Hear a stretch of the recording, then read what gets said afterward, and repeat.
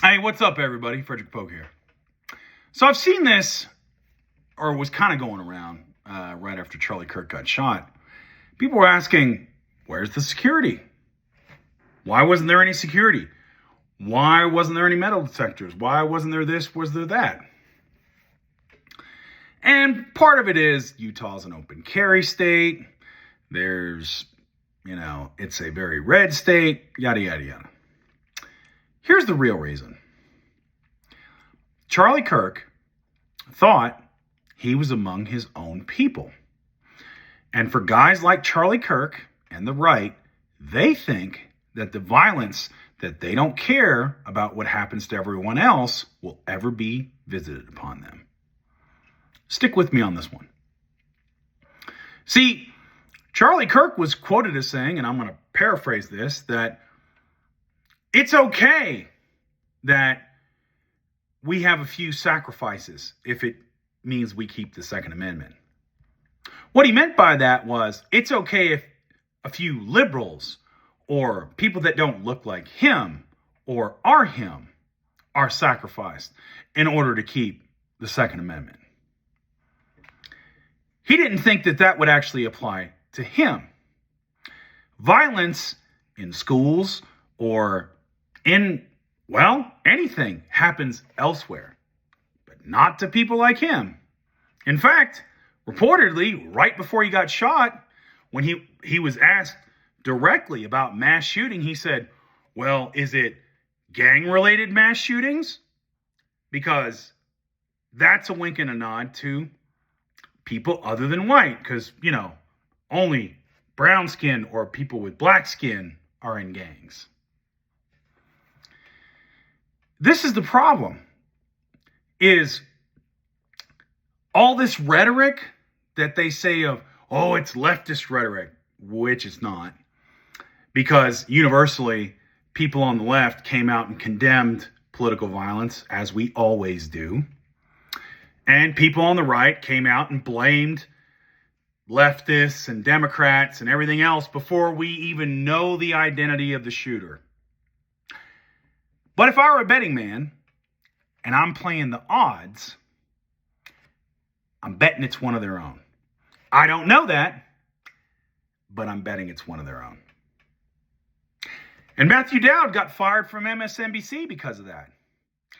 Because, and I'm paraphrasing him, that when you have these hateful and violent ideas, and you say hateful and violent ideas, they tend to manifest as hateful and violent actions. And that's the world Charlie Kirk helped foster. That's the world he lived in. And like a lot of these people that live in this world, they think it is not going to happen to them. That's why they don't care about gun control. That's why they don't care about making schools safer. Because again, just like with the economy, or just like with civil rights and due process, or bodily autonomy, or healthcare access, or anything, they don't think it's going to happen to them until it does. Isn't it just as likely that it was an angry, young, disillusioned white man that is watching prices go up and not come down? He's watching family farms go under, jobs go away. All the promises that the Trump regime made that were supposedly the fault of the Democrats, that Trump, he alone can fix it, has not fixed it.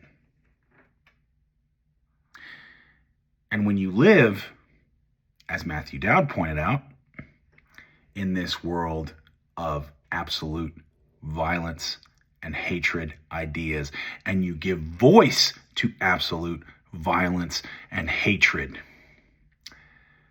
those tend to become absolute violence and hateful actions.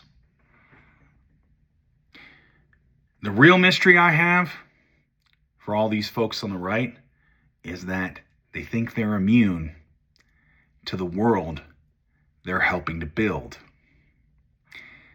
And if Charlie Kirk shows us anything, is that they're not immune. They're in it with the rest of us.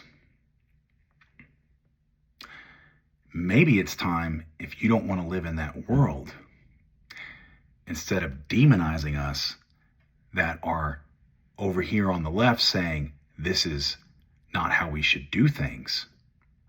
This is not the way a healthy society functions.